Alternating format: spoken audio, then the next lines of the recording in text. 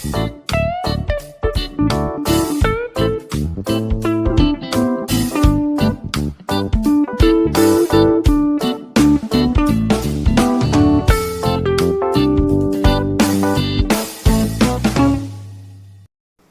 Friends, AP ఆర్సెట్ 2020 notification release అయింది.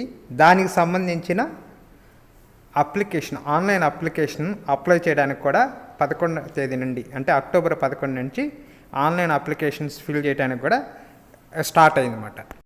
దీనికి సంబంధించి దీనికి అప్లికేషన్ ఫిల్ చేసేటప్పుడు మనం అన్ని ఇన్ఫర్మేషన్ కరెక్ట్గా ఒకేసారి మనం ఫిల్ చేయాలి. మనకు తప్పులు ఉంటే మళ్ళీ రెక్టిఫై చేయడానికి కష్టం అవుతుంది అన్నమాట. అందుకని ఏదైనా టైపికల్ ఎర్రర్స్ అయితే మళ్ళీ రెక్టిఫై చేసుకోవచ్చు, కానీ మామూలు ఇన్ఫర్మేషన్ మట్టుకు ఒకసారి ఎంటర్ చేస్తే మళ్ళీ ఇంకా అప్లై చేయడానికి కష్టం అవుతుంది అన్నమాట దాంట్లో. అందుకని మనం ఒకేసారి జాగ్రత్తగా ఫిల్ చేయాల్సి వస్తుంది అన్నమాట అప్లికేషన్. అడిషనల్ సబ్జెక్ట్ చేసినప్పుడు దానికి ఒక అప్లికేషన్ నెంబర్ వస్తుంది మనకి. అందుకని ఇప్పుడు దీనికి అప్లై చేయాలంటే దీనికి సబ్జెక్ట్లో పార్ట్ 1 జనరల్ పేపరు, దానికి ఇంగ్లీష్లో ఉంటుంది అందరికి. సెకండ్ పేపర్ కూడా ఇంగ్లీష్లో ఉంటుంది, ఇంకా లాంగ్వేజెస్ వాళ్ళకి లాంగ్వేజ్లో ఉంటుంది అనమాట సెకండ్ పేపర్. ఇంపార్టెంట్ డేట్స్ వచ్చేసి మనకి అక్కడ ఇంపార్టెంట్ డేట్స్ వచ్చినప్పుడు మనకి date of issue of notification వచ్చేసి 7వ తేదీ రిలీజ్ చేశారు. 11వ తేదీ నుంచి ఆన్లైన్ అప్లికేషన్ రిజిస్ట్రేషన్ ఉంది. Last date submission of application వచ్చేసి 31 October 2021. Last date of online application with late fee 2000 తోటి వచ్చేసి 1వ తేదీ నవంబర్ నుంచి 5వ తేదీ వరకు ఉంది. 5000 లేట్ ఫీతో 6వ తేదీ నుంచి 8వ తేదీ వరకు. ఇంకేదన్నా టైపికల్ కరెక్షన్స్ అట్లాంటి వాటి కోసం నవంబర్ 6 నుంచి 8వ తేదీ వరకు. డౌన్లోడ్ ఆఫ్ హాల్ టికెట్లు వచ్చేసి నవంబర్ 15 నుంచి. అట్లా డేట్ ఆఫ్ ఎగ్జామినేషన్స్ వచ్చేసి 22 నవంబర్ నుంచి 25 వరకు జరుగుతాయి అన్నమాట. డిక్లరేషన్ ఆఫ్ ప్రిలిమినరీకి వచ్చేసి 28 నవంబర్ అవుతుంది. లాస్ట్ డే రిసీవ్ అబ్జెక్షన్స్ ఏమన్నా ఉంటే 29వ తేదీ అన్నమాట. ఆ లోపల మనకి అబ్జెక్షన్స్ కూడా పెట్టవచ్చు అన్నమాట. ఇవి ఇంపార్టెంట్ డేట్స్ దీనికి సంబంధించి. ముఖ్యంగా ఏంటంటే 31వ తేదీ లాస్ట్ డేట్ అప్లికేషన్స్. నవంబర్ 22 నుంచి 25 వరకు ఎగ్జామ్స్ జరుగుతాయి అన్నమాట. ఇది డేట్స్కి ఇంపార్టెంట్ సంబంధించి. అయితే దీంట్లో మనకి దీంట్లో క్వాలిఫికేషన్స్ ఏంది, ఎలిజిబిలిటీ క్రైటీరియా ఏంది అన్నప్పుడు మనకి ఎలిజిబిలిటీ క్రైటీరియా వచ్చి మాస్టర్ డిగ్రీలు ఉండాలి. మాస్టర్ డిగ్రీలో 55% మార్క్స్ ఉండాలన్నమాట. లేకుంటే అంటే equivalent grade be in the UGC 7 point స్కేల్లో ఉండాలన్నమాట. అలాగే foreign degree, equal foreign degree కూడా యాక్సెప్టబుల్ అన్నమాట. అయితే ఈ 55% పీజీలో ఉన్న కాకుండా రిజర్వేషన్ క్యాండిడేట్స్ కి 50% అంటే 5% రిలాక్సేషన్ అనమాట. ఎస్టీ, ఎస్సీ, బీసీకి, పిహెచ్డి వాళ్ళకి అన్నమాట. అంటే ఫిజికల్ హ్యాండిక్యాప్డ్ వాళ్ళకి ఎగ్జామినేషన్ ఉందన్నమాట, 5% మార్క్స్. అలాగే పార్ట్ టైం చేసే వాళ్ళకి ఇది ఫుల్ టైం వాళ్ళకి ఈ క్రైటీరియా అన్నమాట. పార్ట్ టైం వాళ్ళకి ఈ క్వాలిఫికేషన్ తోటే అడిషనల్ గా రెగ్యులర్ ఫ్యాకల్టీకి వర్కింగ్ యూనివర్సిటీలో చేసి ఉండాలా, లేకపోతే పీజీ సెంటర్ లో చేసి ఉండాలా. అలాగే faculty in working in PG centre and professional colleges having completed 2 years experience ఉండాలన్నమాట. 2 years ఎక్స్పీరియన్స్ ఉండాలి. అలాగే faculty, librarian, assistant librarians working in affiliated degree colleges, PG colleges, faculty teaching in physics, chemistry, mathematics, humanities in professional colleges having complete at least 2 years experience అన్నమాట.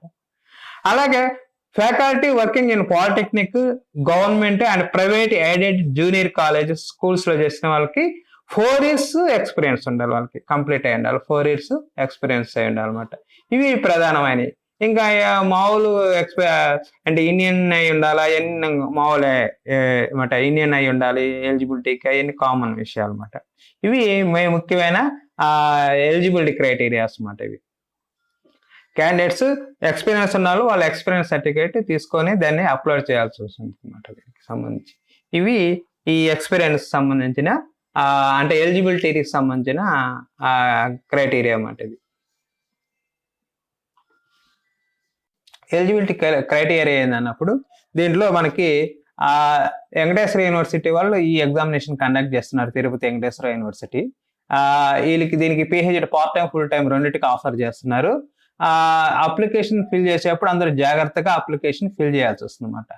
అయితే ఇది PG degree అంటే అన్ని అంటే science వాళ్ళకి, arts వాళ్ళకి, మేనేజ్మెంట్ వాళ్ళకి, commerce వాళ్ళకి, లా వాళ్ళకి, ఫార్మసీ వాళ్ళకి, ఇంజనీరింగ్ అందరికి కలిసి ఈ ఎంట్రన్స్ టెస్ట్ అనమాట. కామన్ గా ఏపీ ఆర్సెట్ అనేది అన్ని ఫ్యాకల్టీ వాళ్ళకి సంబంధించి ఆఫర్ చేస్తున్నారు.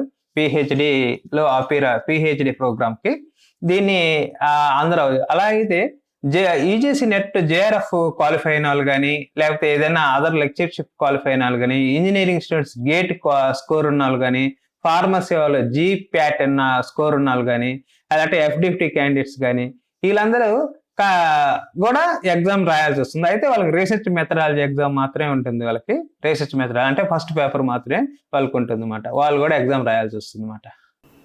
ఈ కేటగిరీ 1 వాళ్ళకి రిటర్న్ టెస్ట్ 1 అవర్ ఉంటుంది. రీసెర్చ్ మెథడాలజీ 70 మార్క్స్కి, ఇంటర్వ్యూ 30 మార్క్స్ అన్నమాట. వీళ్ళు ఈ జేఆర్ఎఫ్ వీళ్ళకి మాట.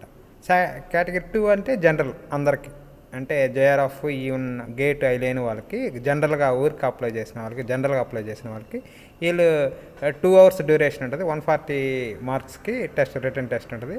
Part A research methodology 70 marks, part B వచ్చేసి స్పెసిఫిక్ సబ్జెక్ట్ అన్నమాట, అది 70 మార్క్స్. ఇంటర్వ్యూ వచ్చేసి 60 మార్క్స్ అన్నమాట. ఇది జనరల్ వాళ్ళకి. జేఆర్ఎఫ్ గేట్లు రాసిన వాళ్ళకు అది ఫస్ట్ కేటగిరీ అన్నమాట, అది 70 మార్క్స్ వాళ్ళకి ఎగ్జామ్, ఓన్లీ రీసెర్చ్ మెథడాలజీ. ఈ exam computer based exam, multiple choice questions ఉంటాయి. ఈచ్ క్వశ్చన్ క్యారీ 1 మార్క్ అన్నమాట. నో నెగిటివ్ మార్క్ గుర్తుపెట్టుకోవాలి, నో నెగిటివ్ మార్క్స్ అన్నమాట. కేటగిరీ 1 వాళ్ళకి ఈ టోటల్ సీట్స్లో ఈ మార్క్స్, ఇంటర్వ్యూ మార్క్స్ కలిపి 25% సీట్స్ కేటగిరీ 1 వాళ్ళకి. కేటగిరీ 2 వాళ్ళకి రిమైనింగ్ ఇస్తారన్నమాట, రిమైనింగ్ సీట్స్ వాళ్ళకి అలాట్ చేస్తారన్నమాట. రీజనల్ వైజ్ రిజర్వేషన్ సీట్స్ ఉంటాయి. అడ్మిషన్ 85% సీట్స్ కోర్సెస్కి లోకల్ క్యాండిడేట్స్కి ఇస్తారు. Remaining 15% seats shall be unreserved seats. Andhra Pradesh education institutes order ఉంది 1974, దాని ప్రకారం రిమైనింగ్ సీట్స్ అలాట్ చేస్తారన్నమాట.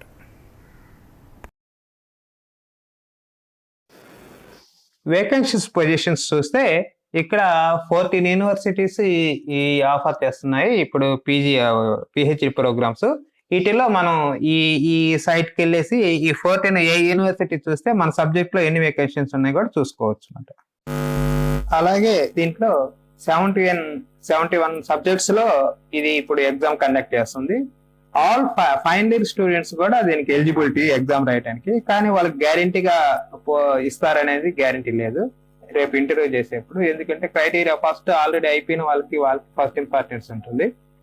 అందుకని ఫైనల్ ఇయర్ వాళ్ళు ఫైనల్ ఇయర్ ఎగ్జామ్ కోసం వెయిటింగ్ చేసే వాళ్ళు కూడా ఈ ఎగ్జామ్ కి అప్లై చేసుకోవచ్చు అన్నమాట దీనికి సంబంధించి. అలాగే అప్లికేషన్ కి సంబంధించి మనకి ఆ అప్లికేషన్ ఆన్లైన్ లో మనకి ఇస్తున్నారు. ఆన్లైన్ లో ఎగ్జామినేషన్ ఫీజు సంబంధించి ఆ క్యాండిడేట్స్ కి ఓపెన్ కేటగిరీ వాళ్ళకి 1500, బీసీలకి 1300, ఎస్సీ ఎస్టీ పీడబ్ల్యూడి వాళ్ళకి 1000 రూపాయలు అన్నమాట. ఇవి అడిషనల్ ఏమన్నా ఒకసారి రెండో సబ్జెక్ట్ కి అప్లై చేయాలన్నప్పుడు 600 ఎక్స్ట్రా కట్టాల్సి వస్తుంది అన్నమాట. ఇది దీనికి అయితే అప్లికేషన్ ఫిల్ చేసిన తర్వాత మనకి కంపల్సరీగా ప్రింట్అవుట్ తీసుకోవాలా. దాంట్లో అప్లికేషన్ కి నెంబర్ వస్తుంది, ఆ నెంబర్ ఇంపార్టెంట్ మనకి. ఇక్కడ చూడండి 71 సబ్జెక్ట్స్ లో మనకి ఇక్కడ ఆఫర్ చేస్తున్నారు. కొన్ని సబ్జెక్ట్ సంబంధించి గ్రూప్ ఆఫ్ సబ్జెక్ట్స్ సంబంధించి ఒకే ఎగ్జామ్ ఉంటుంది. అవి కూడా మనకి అక్కడ క్లియర్ గా వాళ్ళు ఇచ్చున్నారు అనమాట. ఏ సబ్జెక్ట్స్ కి ఏ గ్రూప్ ఆఫ్, ఇప్పుడు మేనేజ్మెంట్ అనుకో, మేనేజ్మెంట్ కి సంబంధించిన డిఫరెంట్ ఉంటాయి మన మార్కెటింగ్ అని డిఫరెంట్ హ్యూమన్ రిసోర్స్, అట్లాంటి అన్నిటి కలిపి ఒకే ఎగ్జామ్ అన్నమాట. అట్లా ఇక్కడ ప్రతి సబ్జెక్ట్స్ ఇచ్చినారు, ప్రతి సబ్జెక్టు ఆ సబ్జెక్ట్ సంబంధించిన ఎగ్జామినేషన్ ఇక మొత్తం 71 సబ్జెక్ట్స్ లో మనకి ఇక్కడ జరుగుతుంది అనమాట. అట్లా ఇక అప్లైడ్ సైన్సెస్ లో కూడా కొన్నిట్లో మనకి వాటికి సంబంధించిన సబ్జెక్టులు ఎక్కడ ఉన్నాయి, వాటికి సంబంధించి ఏంటి అనేది కూడా మనకి చూపిస్తారు. దాంట్లో అన్ని సబ్జెక్ట్స్ లో అట్లా చూడాలన్నమాట. అన్ని మనకి సబ్జెక్ట్ ఏది, మన సబ్జెక్ట్ కి సంబంధించిన ఎగ్జామ్ దేంట్లో జరుగుతుంది ఇది కూడా మనం చూసుకోవాలన్నమాట. కొన్ని కెమికల్ సైన్సెస్ అట్లా కెమికల్ సైన్సెస్ సంబంధించిన ఒకే ఎగ్జామ్ అట్లా జరుగుతుంది అనమాట. అందుకని ఆ చూసుకొని ఆ ఎగ్జామ్కి మనం ప్రిపేర్ అవ్వాలి.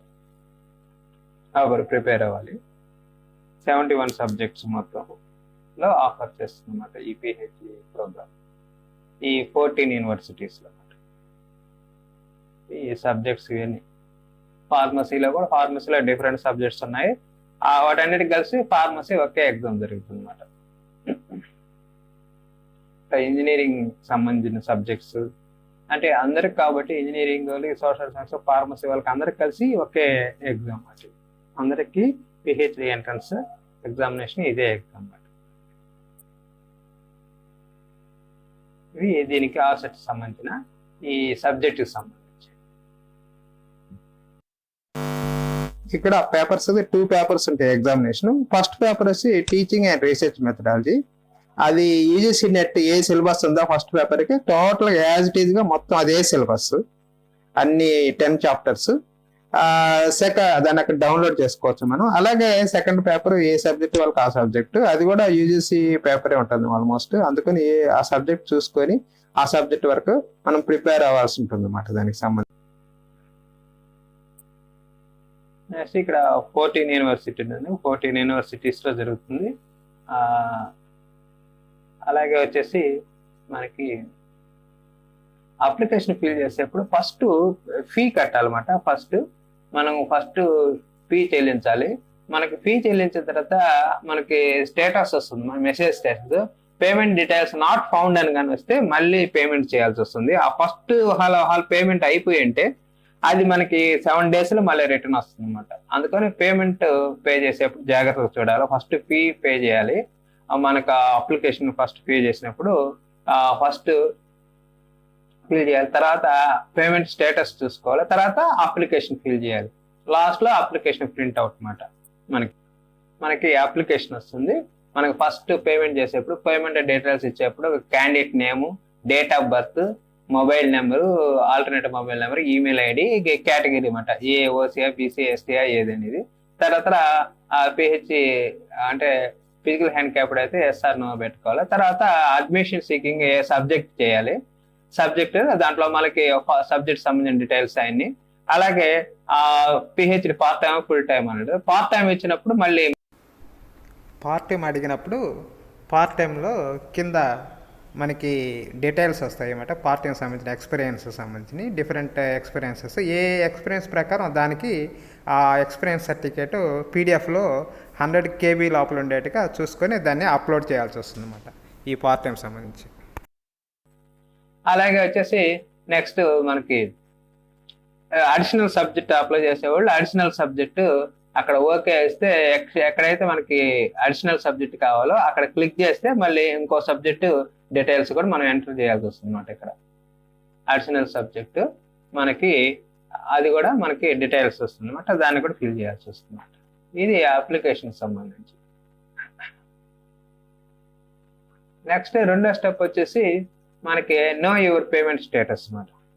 మనకి స్టేటస్ ఒకవేళ పేమెంట్ చేసిన తర్వాత అప్పుడు అది ఆ డీటెయిల్స్ కొట్టిన తర్వాత పేమెంట్ డీటెయిల్స్లోకి వెళ్తాము. పేమెంట్ డీటెయిల్స్ పే చేసిన తర్వాత మనకి వాళ్ళ స్టేటస్ తీసుకోవాలంటే ఇక్కడ సెకండ్ స్టెప్ క్లిక్ చేస్తే మనకి పేమెంట్ డీటెయిల్స్ వస్తాయి అన్నమాట. మనకి mobile number and date of birth ఇచ్చేసి చెక్ యువర్ పేమెంట్ స్టేటస్ ఇస్తే అక్కడ మనకి తెలిసిపోతుంది అన్నమాట పేమెంట్ స్టేటస్. అది రెండో స్టెప్ అన్నమాట. పేమెంట్ చేసిన తర్వాత ఫస్ట్ ఆ డీటెయిల్స్ ఇచ్చేసి పేమెంట్ చేయాలి.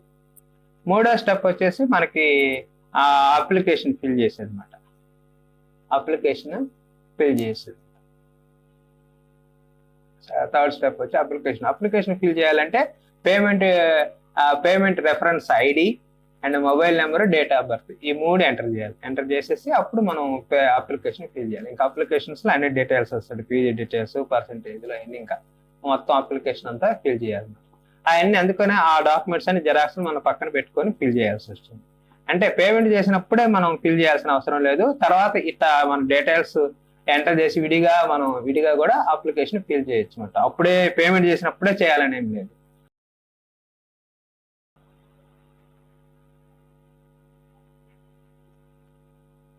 అక్కడ పేమెంట్ ఏ మెథడ్లో అయినా ఆ మోడ్స్లో డిఫరెంట్ మోడ్స్ ఉన్నాయి, దాంట్లో కూడా అప్లై చేయొచ్చు అనమాట. ఆ డిఫరెంట్ మెథడ్స్లో పే చేసేయచ్చు. మనకి అప్లికేషన్ డీటెయిల్స్ క్లియర్గా చూసుకోవాలి జాగ్రత్తగా. ఏ తప్పు ఉన్నా కూడా మళ్ళీ మనం రెక్టిఫై చేస్తున్నాం. ఓన్లీ టైపికల్ ఎర్రర్స్ మాత్రమే తర్వాత యాక్సెప్ట్ చేస్తారు. మేజర్ తప్పులు ఏమైనా ఉంటే మనం మళ్ళీ మోడిఫై చేసుకోవడానికి ఉండదు. అందుకని చేసుకున్నప్పుడు చాలా జాగ్రత్తగా అప్లికేషన్ ఫిల్ చేయాల్సి వస్తుంది అన్నమాట. మార్క్ టెస్ట్ కూడా ఉంది, మార్క్ టెస్ట్ ఆప్షన్ కూడా ఉంది సైట్లో. దాంట్లో మనం క్లిక్ చేస్తే ఆ మార్క్ టెస్ట్లో డిఫాల్ట్ ఐడి పాస్వర్డ్ ఉంటుంది. దానికి వెళ్ళిన తర్వాత ఆ మార్క్ టెస్ట్ ఓపెన్ అవుతుంది అన్నమాట.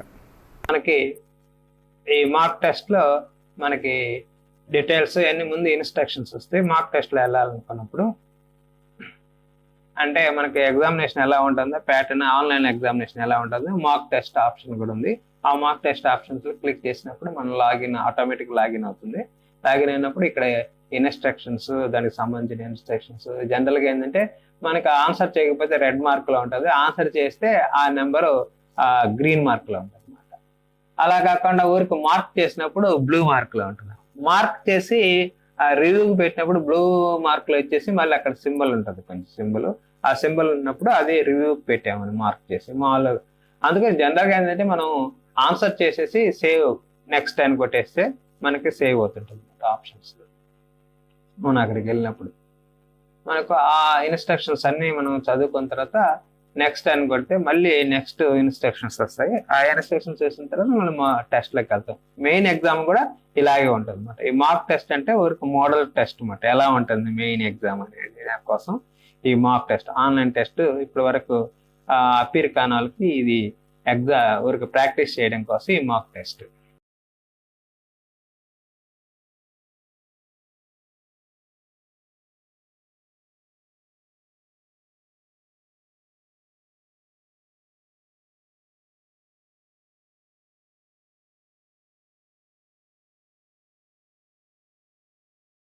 ఇక్కడ కింద చెక్ మార్క్ ఉంటుంది, దాన్ని క్లిక్ చేసి ఐఆమ్ రెడీ టు బిగిన్ అంటే క్లిక్ చేయాలి. అక్కడ రెడీ క్లిక్ చేస్తే అప్పుడు ఎగ్జామ్లోకి వెళ్తాం. ఎగ్జామ్ పేపర్లో మనకి ఎగ్జామ్ పేపర్ ఇలా ఉంటుంది అన్నమాట.